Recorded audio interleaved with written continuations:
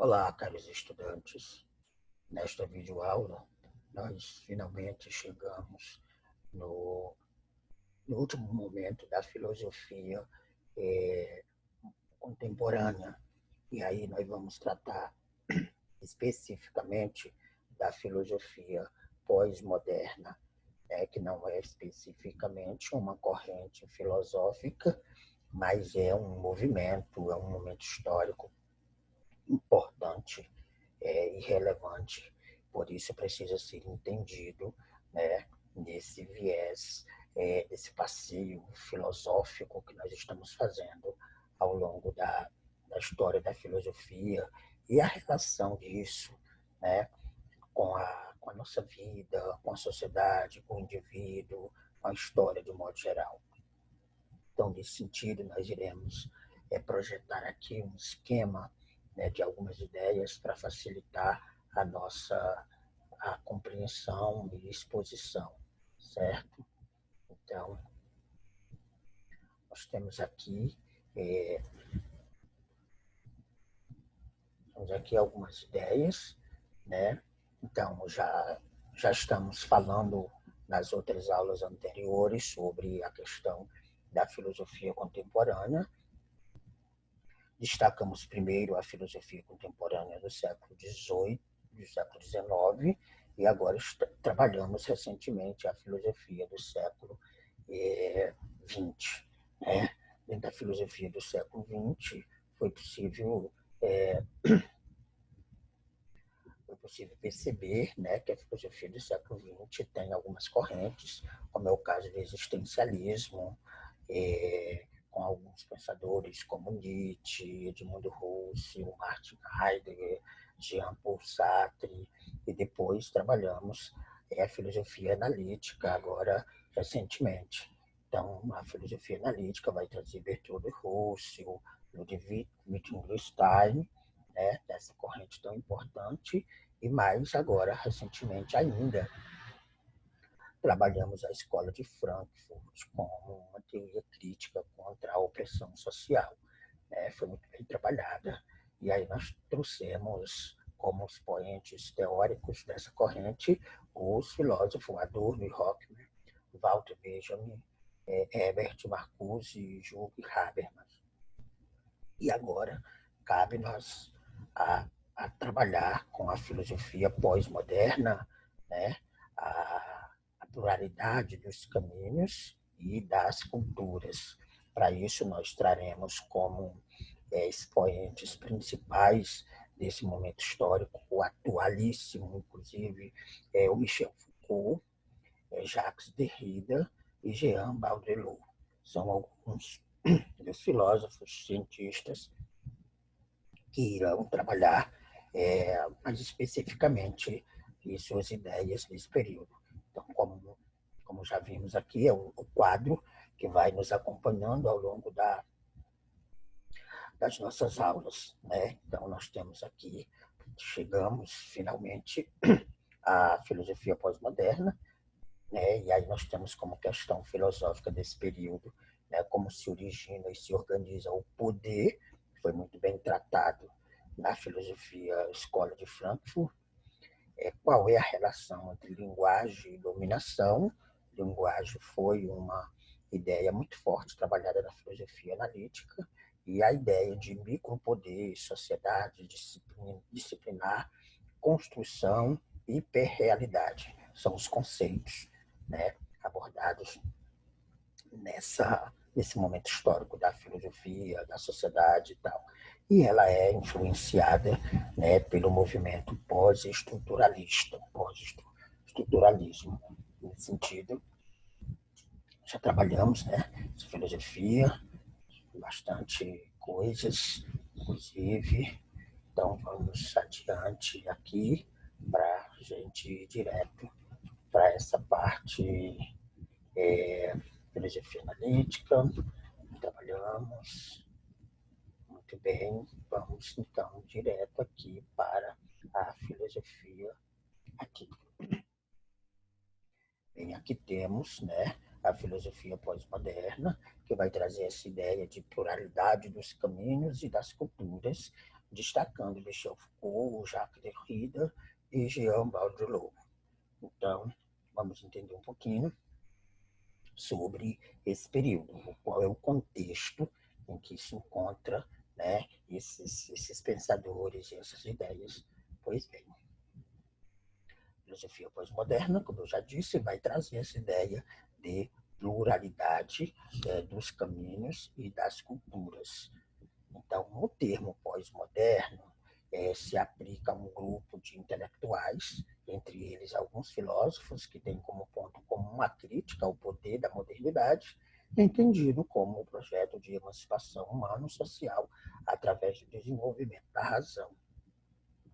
Então, o pós-moderno se aplica exatamente a um grupo de pensadores que tem aí como ponto de partida uma crítica que vão fazer a esse projeto moderno que se desenvolveu, né, a ponto de trazer, né, a ideia de emancipação do homem, mas também trouxe aí a ideia de desumanização. Né? Desculpa.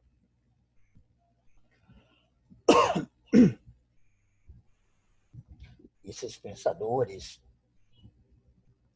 eles partem da constatação dos desastres sociais e ambientais aos quais a sociedade contemporânea chegou. Né? Então, eles partem daí para fazer a sua crítica nesse racionalismo moderno exacerbado. Então, eles fazem as constatações dos desastres sociais, ambientais, aos quais a sociedade contemporânea desenvolveu, né? Viveu, ainda vive.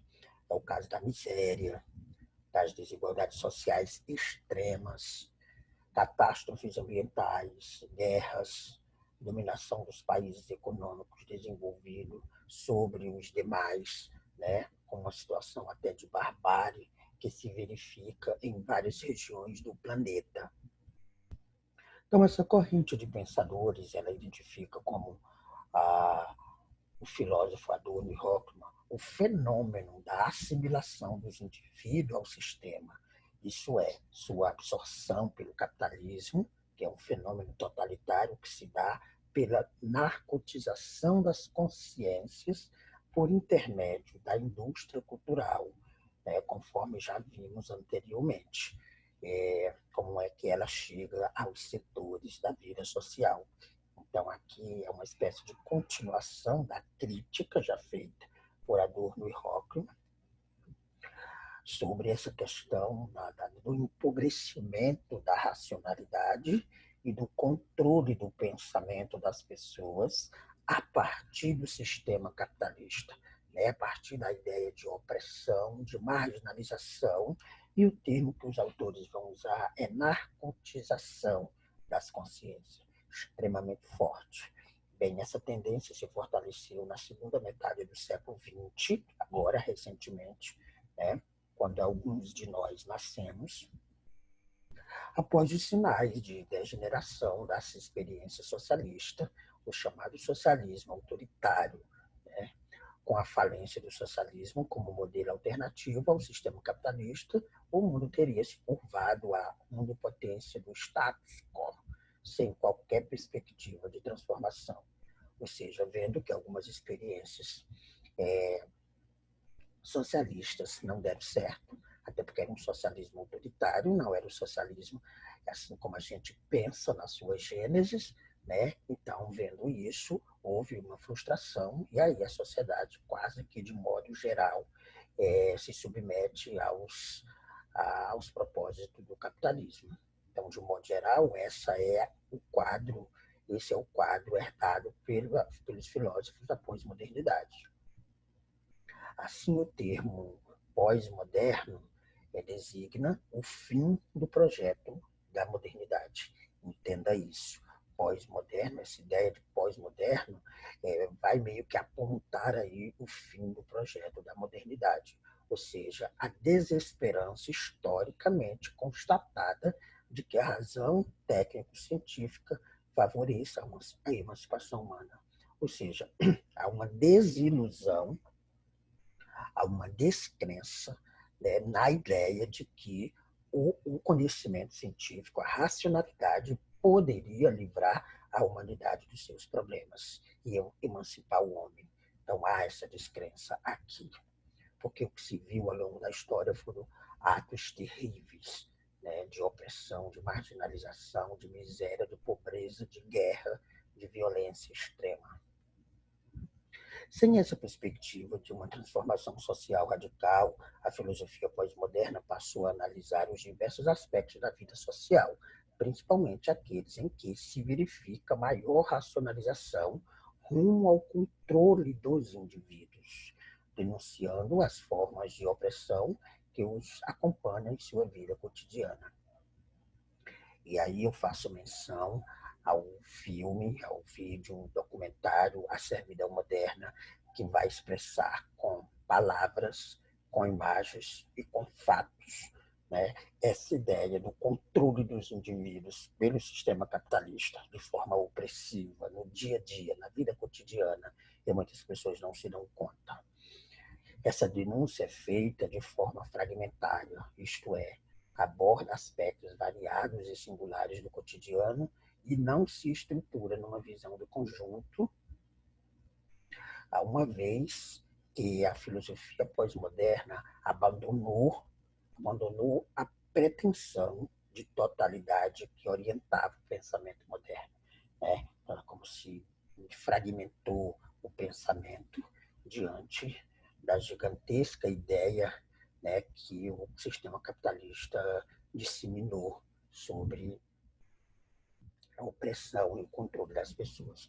Bem, assim podemos dizer que os filósofos pós-modernos eles desenvolvem uma visão fragmentada da vida cotidiana e dos indivíduos também fragmentados, né? Então, o sistema capitalista quase que conseguiu destruir essas ideias historicamente produzidas a respeito da filosofia dos filósofos. Uma visão preocupada em captar as singularidades, as particularidades e as diversidades do real. Seu mérito seria a valorização das pluralidades culturais pelo respeito à diferença do outro. Um traço que está presente em filosofia pós-moderna é a debilitação das esperanças, em que dia dominaram o mundo moderno, de compreensão e de transformação conjunta da vida social diante das frustrações históricas, né? Restou o que a sensação de que chegamos a um ponto em que o controle da economia global está fora do nosso alcance, né? De uma análise mais filosófica.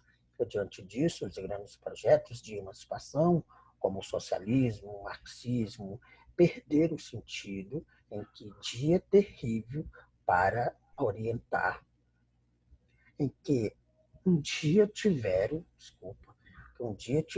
para orientar as iniciativas coletivas, ou seja, perderam o sentido a ideia de socialismo, marxismo, né? Que um dia já foi orientação, doutrina para que se construísse novas iniciativas. Entre os pensadores pós-modernos mais significantes estão os franceses Michel Foucault, Jean Baudrillard, Jacques Derrida, que estudaremos em seguida. E tem um outro, Jean-François Lyotard, que nós não vamos enfatizar muito, mas está contido aqui. Pois bem, vamos lá. Michel Foucault. Michel Foucault vai trabalhar a ideia da microfísica do poder, porque para Foucault o poder está presente nos pequenos organismos. Vamos entender rapidamente. Para Foucault, as sociedades modernas apresentam uma nova organização de poder que se desenvolveu a partir do século XVIII. Nessa nova organização, o poder não se concentra apenas no setor político e nas suas formas de representação, pois está disseminado pelos vários âmbitos da vida social. Para Foucault, o poder se fragmentou em micropoderes e se tornou muito mais eficaz. Segundo Michel Foucault, vez de se deter apenas no macropoder concentrado no Estado, ele vai analisar esse que ele chama micropoderes, que se espalha pelas mais diversas instituições da vida social. Isto é, os poderes exercidos por uma rede imensa de pessoas que interioriza e cumpre as normas estabelecidas pelas disciplinas sociais. Exemplo, né? Exemplo disso são os pais, os porteiros, os enfermeiros, os professores, as secretárias, os guardas, os oficiais, etc. O que Foucault está querendo dizer? Que todos esses sujeitos têm poder, né, ele vai chamar de micropoder, porque o pai vai dizer, olha, menino, isso pode, isso não pode. O guarda vai dizer, você vai ou você não vai. A, o professor vai dizer, vai dar um parecer. Então, de certa forma, para Foucault, vários indivíduos sociais detêm poder, que ele vai chamar de micropoder, né? Então, faz sentido. Então, o poder está disseminado. Adotando essa perspectiva de análise conhecida como microfísica do poder, aí é que Michel Foucault vai afirmar que o poder está em toda parte. Não porque englobe tudo, e sim porque promove de todos os lugares, provém de todos os lugares. Né? Na vida cotidiana, segundo o filósofo, nós esbarramos mais com os guardiões dos micropoderes, que são os pequenos donos dos poderes, né? Chamar também de poderes periféricos, do que com os detentores dos macropoderes. Em seu livro Microfísica do Poder, ele vai dizer o seguinte: por dominação, eu não entendo o fato de uma dominação global de uns sobre os outros, ou de um grupo sobre o outro, mas as múltiplas formas de dominação que se podem exercer na sociedade. O que é que Michel Foucault está dizendo? Ele não vai entender como um poder a grande ideia do Estado, mas que o próprio Estado já delega poderes para diversos agentes sociais, e são esses agentes que vão nos esbarrar em vários momentos da nossa vida. Quando, por exemplo, você vai fazer um documento, né? Fazer alguma transação, você precisa de um documento. Você vai ao tabelião. O tabelião do cartório, por exemplo, diz, não, isso aqui não passa, não é assim que serve. Então, de certa forma, a gente fica submisso, né, a essas pessoas. O guarda do trânsito lhe para e por alguma questão ele vai dizer, você não pode rodar por causa disso e disso. Então, ele tem um certo poder sobre você. Às vezes você até pensa, mas eu tenho mais condições financeiras, mas eu tenho mais conhecimento que essa pessoa. Ainda assim, ele exerce um poder sobre você. Né? Aí a gente tem, né, a igreja, a família, a escola, o diretor da escola que diz é assim. Né? Então, lá não está o prefeito para dizer o que pode e o que não pode, mas tem uma representação, o diretor da escola. Né? O ministro da Educação não está na faculdade, mas lá está uma coordenação, né? Uma direção que vai dizer isso pode, isso não pode, só pode se for assim. Então, nesse sentido, aí estão os micropoderes que controla a nossa vida no dia a dia, na perspectiva de Michel Foucault. O objetivo de Foucault, como filósofo, foi o de colocar à mostra estruturas veladas de poder, tendo, tendo por inspiração Nietzsche. Né? Tanto quanto esse filósofo, Foucault afirmou a relação entre saber e poder, em suas palavras. Né? Ele disse: vivemos em uma sociedade que, em grande parte, marcha ao compasso da verdade, ou seja, que produz e faz circular discursos que funcionam como verdade, que passa por tal e que detém, por esse motivo, poderes específicos. Né? Então, nesse sentido, o pensamento de Foucault é nesse sentido de dizer que a, a nossa vida né? Esses pequenos poderes que controlam a nossa vida, muitas vezes eles estão velados, né? E que a gente não consegue perceber, mas que faz todo sentido porque a gente valida alguns discursos, né? E acaba se submetendo a eles. Nesse sentido, ele vai trabalhar a genealogia do poder. Aí Foucault vai desenvolver seu método de pesquisa à maneira de uma genealogia, como fez Nietzsche. Né? Semelhante ao filósofo alemão, ele adota um ponto de partida, a noção de que os valores, o bem e o mal, o verdadeiro e o falso, o certo e o errado, o sadio e o doente, etc., são consagrados historicamente em função de interesses relativos ao poder dentro da sociedade. Ou seja, ele vai estar aí muito fundamentado nas ideias do Nietzsche, né?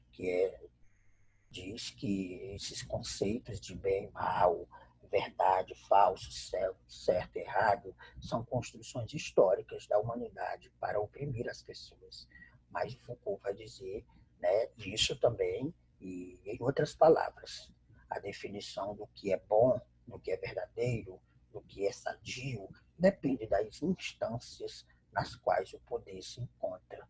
Então, ele vai dizer que são também construções históricas e a imposição dessas ideias dependem muito da forma, né, do interesse, né, de determinada instância, que também é carregada de poder. E no entendimento de Michel Foucault, esse poder não seria essencialmente um poder de repressão ou de censura, mas sim um poder criador, no sentido de que produz a realidade e seus conceitos. Né? Em seu livro Vigiar e Punir, uma genealogia do poder, ele explica esse seu entendimento do que é poder. Aí ele vai dizer, citação dele, é preciso cessar de ser, é preciso cessar de sempre descrever os efeitos do poder em termos negativos. Ele exclui, reprime, recalca, censura, discrimina, mascara, esconde. Na verdade, o poder produz o real, produz os domínios de objetos e os rituais de verdade. Né? Então, é extremamente explicativo, extremamente claro a crítica que Foucault faz à sociedade pós-moderna ou à sociedade contemporânea. Né? Então, aí, um filme, né, um clássico, a imagem do filme O Processo, baseado na é, obra homônimo do escritor tcheco. Nessa cena, o personagem se vê preso em um labirinto burocrático, aparentemente sem começo nem fim. Um sistema sustentado por agentes detentores de micropoderes. Então é um pouco essa ideia que ele vai tratar conosco, né? Que a gente vive preso à burocracia, a uma espécie de labirinto no dia a dia, que não sabe muito como sair, né? Em alguns casos. Nesse mesmo livro, o Foucault vai acompanhar a evolução do mecanismo de controle social e punição, que se tornara cada vez menos sensível e mais racionalizado. Ele caracteriza a sociedade contemporânea como uma sociedade disciplinar, na qual prevalece a produção de práticas disciplinares de vigilância e controle constante, que é uma ideia também trabalhada no filme Servidão Moderna, que se estende a todos os âmbitos da vida e dos indivíduos. Ele está querendo dizer que nós somos o tempo inteiro disciplinados, coordenados, orientados, vigiados. Uma das formas mais eficientes dessa vigilância e disciplina se dá no seu entender por meio dos discursos e de práticas científicas aparentemente neutras e racionais, que procura normatizar o comportamento dos indivíduos. Né? Um exemplo disso seria o tratamento científico, a dado à sexualidade, do qual o comportamento sexual é normatizado por meio de convencimento racional dos indivíduos sobre os cuidados necessários à vida nesse âmbito. Desse modo, assumindo a face do saber, o poder, segundo Foucault, atinge os indivíduos em seu corpo, em seu comportamento e em seus sentimentos. Né? Quer dizer, somos controlados de todas as formas. Assim como o poder se encontra em múltiplos espaços, a resistência a esse estado de coisas não caberia, segundo o filósofo, a um partido ou a uma classe revolucionária, pois estes se dirigiam a um único foco de poder. Seria necessário, portanto, a ação de múltiplos pontos de resistência. Aí a gente vai ver também essa crítica no filme, que para superar esse estado de coisificação que se tornou o ser humano na contemporaneidade, o Foucault vai dizer que não há um partido político, não há uma ideia revolucionária, que é preciso múltiplos pontos de resistência, né? Então, esse é o pensamento de Foucault. Né? Agora a gente vai ver, ele é o mais expressivo nesse momento histórico. Agora a gente vai ver um pouquinho do Derrida, Jacques Derrida, que vai trabalhar a ideia do construtivismo, desconstrutivismo. Né? Ele também critica o desenvolvimento da razão no Ocidente a partir do próprio conceito de razão, e Derrida, para Derrida, toda a filosofia ocidental partilha a ideia de um centro, de algo que unifica e estrutura a sua construção teórica. Deus-homem, verdade, são Deus-homem. Verdade são exemplo de nação que organiza o entendimento do mundo. Está querendo dizer que Deus e o homem estão sempre no centro para organizar o entendimento do homem e, nesse sentido, o pensamento. Isso Derrida denomina logocentrismo. Então, para ele, a ideia de centro sempre esteve no centro, Deus ou o homem. Então, ele vai trabalhar essa ideia de logocentrismo, sempre no sentido de conhecer as coisas a partir do centro. Então, ele faz essa crítica. Né?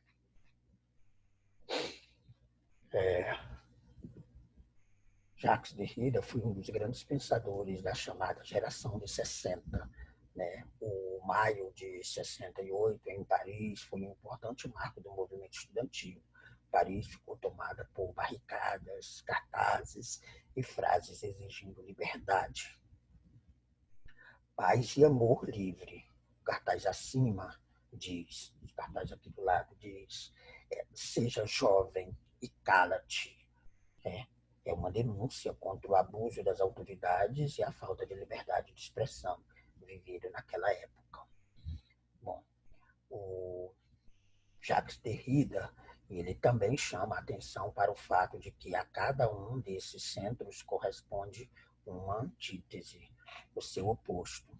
Deus, diabo, homem, mulher, verdade, mentira. Essa lógica das oposições, que segundo ele teve origem na Grécia, na oposição entre o logos, a razão, né, e o mito, foi preservada pela filosofia ocidental. Então ele faz também, chama a atenção para esses extremos.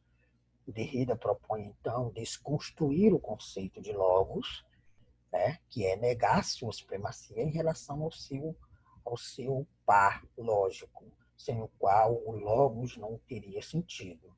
Em sua interpretação, o pensamento filosófico ocidental teria atribuído um valor absoluto a um dos elementos que compõem essa dualidade, criando assim verdades absolutas. Derrida não só nega essas verdades, mas também identifica nelas a condição de construções culturais. né? Então, ele vai fazer aí, chamar atenção para essas verdades e dizer que está sempre no centro, né? E que é preciso desconstruir isso, né? Desconstruir esse conceito de logos, ou Deus, ou homem, ou a natureza, enfim, precisa construir isso. Ok. E, por último, nós vamos ter aqui o... Ah, não, isso. Então, para ele seria necessário, então, a desconstrução desse centro de filosofia, centros da filosofia ocidental, especialmente a questão da razão e do sujeito, né? Segundo Derrida, e isso se faria a partir da análise da linguagem, que se entende ser a estrutura essencial da cultura, né? A desconstrução seria, portanto, uma análise que pretende mostrar essa desconstrução desse logos, desse centrismo no estudo da sociedade e da filosofia. Então, a desconstrução seria, portanto, uma análise que pretende mostrar como se dá a construção de certas noções, por exemplo, o conceito de razão e os valores a ela associado, né? Porque foi por causa dessa racionalidade exacerbada que chegamos no nível de dominação que chegamos. Como depois essas noções passam a ter função predominantemente na cultura ocidental, e, por último, como elas podem ser usadas como forma de dominação. Então, mais uma vez, reforça aí a ideia, né, que ele propõe de desconstruir esse logocentrismo, porque na visão dele isso traz essas ideias que a gente tem hoje, né, sobre a modernidade, que é a razão. Por último, rapidinho aqui, pouca coisa também, para a gente ir finalizando, temos Baudrillard, com a espetacularização da realidade. Acho extremamente importante o pensamento de Baudrillard. Então, Jean Baudrillard, ele vai dedicar seus estudos a compreender a sociedade de massa, que eu já falei para vocês esse conceito, que é todo mundão aí.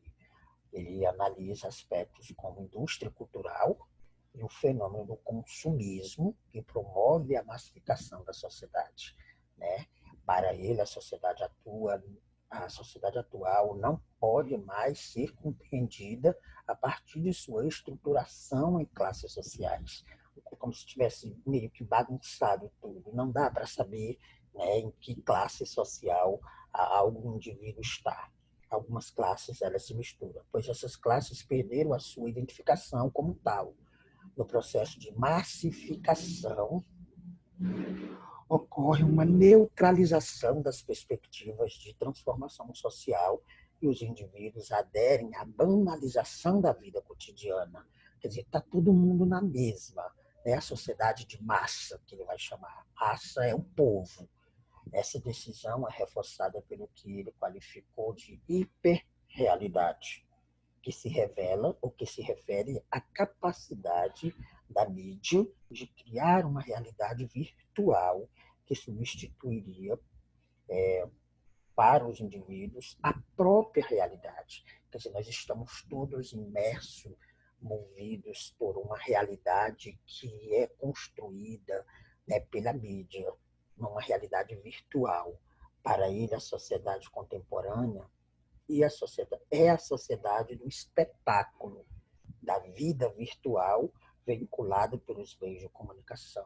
Então, tudo é espetáculo, é a televisão, é a novela, é o filme, é o teatro, é a música, tudo é no sentido de inculcar na cabeça do indivíduo as ideias sobre o consumismo, é a indústria cultural que ele vai chamar. Ok, aqui chegamos nos finalmente, né, da nossa aula do período contemporâneo, destacando aí especificamente a parte pós-moderna. Então, os tópicos principais estudados até aqui foram o existencialismo, que a gente já viu, os filósofos inspiradores do existencialismo, como Heidegger, Sartre, E depois estudamos a filosofia analítica, a escola de Frankfurt e agora a filosofia pós-moderna, certo? Então, a gente é, vai fechando aqui. Eu gostaria de apresentar para vocês uma, uma atividade que vocês poderão fazer, a ideia é que vocês façam essa atividade, que é a seguinte: a atividade é um painel de ideias com cores, né?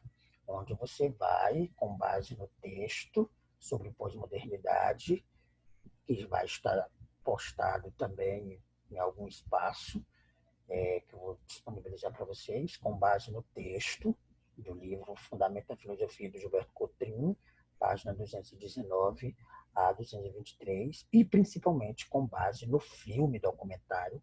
É importante, é necessário que vocês assistam o filme A Servidão Moderna.